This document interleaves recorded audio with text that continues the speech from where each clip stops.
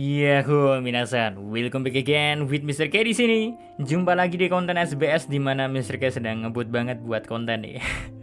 Lagi terbakar semangat ya. So, tanpa banyak basa-basi gak jelas, let's go for SBS time. Auris-chan. Halo Daci, Garcu. Aku penasaran, apakah sapaan Garcu yang digunakan oleh suku Ming berasal dari bahasa Nepal? Timila Maya Garcu, yang berarti aku mencintaimu. Yap, kamu benar sekali. Itu memang cocok sama suku Ming. Hai Oda Sensei, minuman yang diperas oleh smoothie memiliki rasa yang tak terbayangkan. Tapi ada satu yang aku ketahui.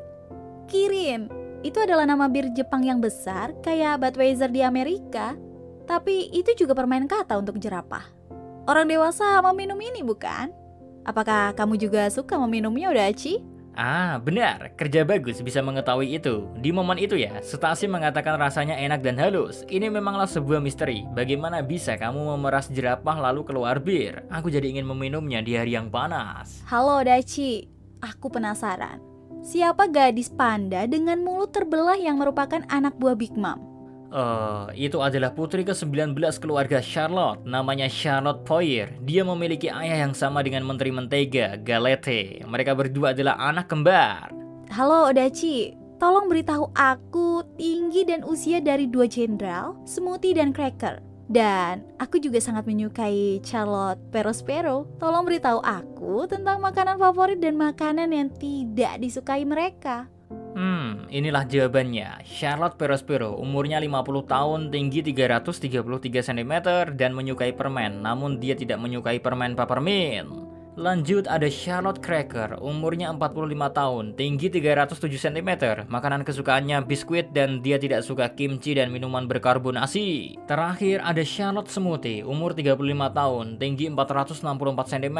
Smoothie menyukai minuman smoothies, namun dia tidak menyukai daging. Hei Odachi, dalam volume 56, kamu sudah memberitahu kita tentang negara-negara mana saja anggota topi jerami berasal. Kali ini aku ingin kamu memberitahu dari negeri mana generasi terburuk berasal dan apa pekerjaan mereka jika harus bekerja di dunia nyata. Baiklah, aku akan menjawabnya. Marshall Dittits lahir di Somalia dan pekerjaannya adalah seorang arkeolog. Lalu Eustace Captain Kidd berasal dari Skotlandia dan bekerja sebagai pedagang senjata. Lanjut ada Killer yang bekerja di toko pasta. Sedangkan Trafalgar di Waterloo berasal dari Jerman dan menjadi dokter. Lanjut Capone Geng BG lahir di Italia dan bekerja di toko sepatu. Lalu Scratchman Apo berasal dari Cina dan menjadi DJ.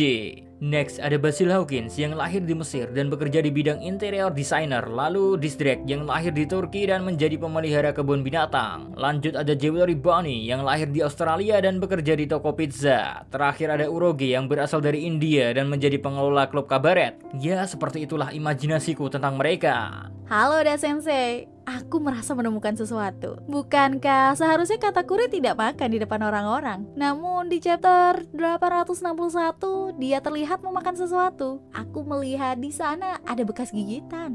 Wah, kamu punya mata yang bagus. Ya, sebenarnya bukan berarti Katakuri tidak mau makan di depan orang-orang. Cuma dia gak bakal ngebiarin orang lain ngelihat dia makan. Dia tidak dilahirkan dengan mulut yang terpisah. Sebenarnya kecepatan adalah sumber penyebabnya. Tapi aku mungkin akan mengungkapkan ini dalam cerita utama.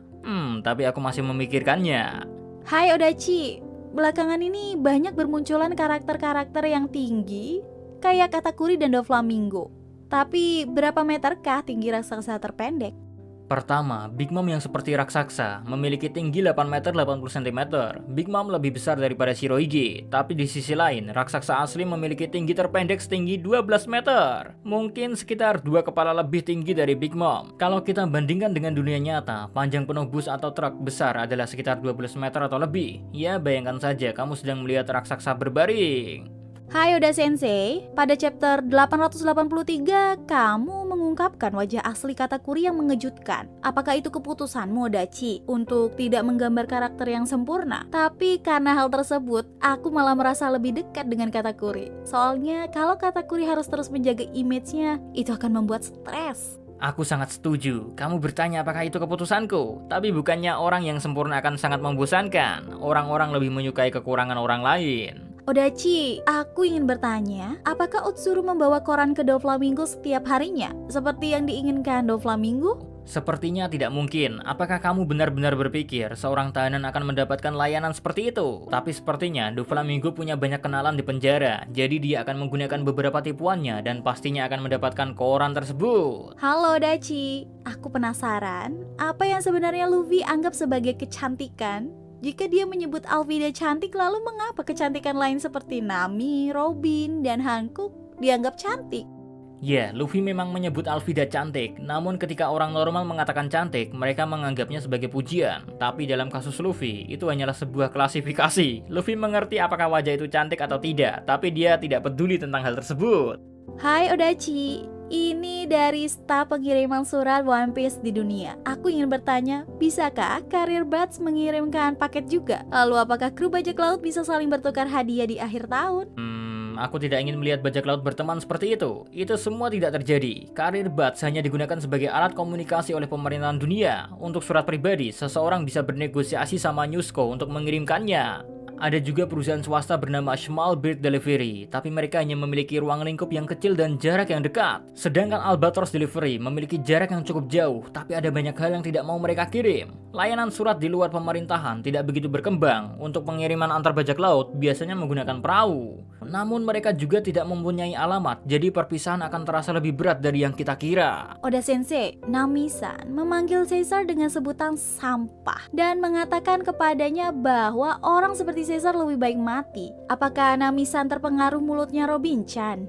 Kamu harus mengingatnya lagi apa yang telah terjadi di Panghazat. Caesar memberi makan anak-anak dengan stimulan dan menyebutnya sebagai babi ternak. Lalu Caesar mendedikasikan seluruh hidupnya untuk menciptakan senjata genosida. Dia benar-benar tipe manusia yang lebih baik mati daripada hidup. Meskipun Nami hanya baik kepada mereka yang membutuhkan, yaitu wanita dan anak-anak, tapi aku benar-benar berpikir Nami membenci Caesar dari lubuk hatinya. Oda Sensei, senang bertemu denganmu. Aku ingin bertanya tentang Katakuri. Kita semua tahu Katakuri menyukai makan manisan, tapi apa makanan yang tidak disukainya? Makanan yang paling tidak dia sukai adalah ramen panas, karena saat makan bersama orang lain, dia tidak boleh terlihat sedang makan. Itu adalah kelemahannya, makanya dia membenci ramen. Tapi Katakuri tidak membenci makanan pedas ya. Halo Oda Sensei, aku penasaran bagaimana Katakuri tidur. Karena mitos tentang kekuatannya, punggungnya tidak pernah menyentuh tanah. Katakuri memilih untuk tidur di dinding. Jadi pada dasarnya, dia bersandar di dinding, bersantai lalu tetap diam dan akhirnya tertidur dalam posisi duduk. Odachi, tolong beritahu aku makanan favorit dan makanan yang tidak disukai oleh krokodil dan Das Bones.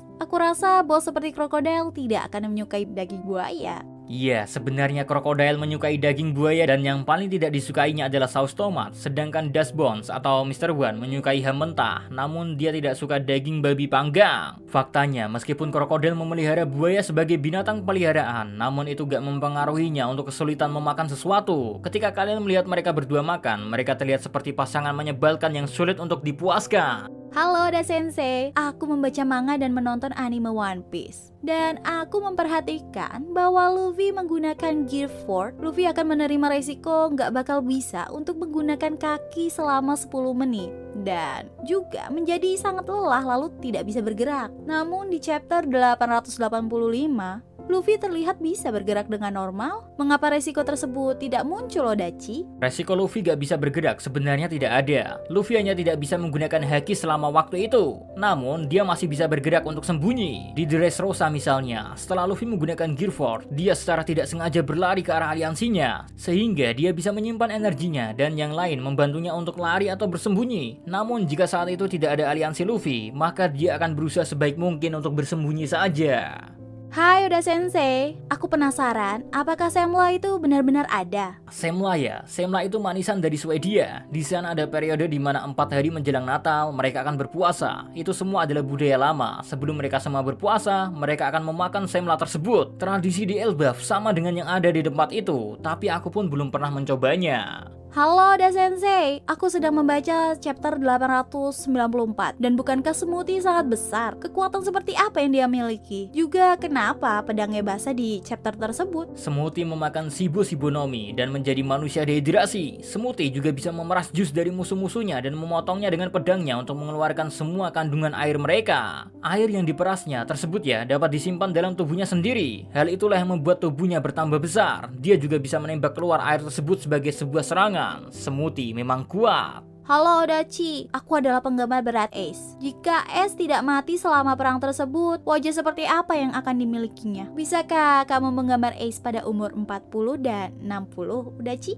Baiklah, perhatikan ya. Sulit sebenarnya mengatakan apa yang akan terjadi selama hidupnya, namun itulah dua kemungkinan yang akan terjadi. Odachi, hello. Di halaman 145 chapter 866 atau volume 86, ada momen yang menunjukkan masa kecil dari Hajruddin. Di sana ada seorang anak laki-laki yang makan cemilan di belakangnya. Apakah dia raksasa yang sama yang muncul di halaman 184 chapter 500 bajak laut Stenson? Wah, kau punya mata yang bagus. Kamu benar, dia adalah teman masa kecil Hazruddin. Secara tidak langsung, pria di sebelah kiri yang versi dewasa entah bagaimana akhirnya bekerja di bawah Luffy Straw Hat Grand Fleet. Halo Odachi, aku penggemar berat Odachi dan Luffy. Aku ingin bertanya, ketika masih kecil mata Monkey D. Garp sama dengan Luffy, besar dan bulat.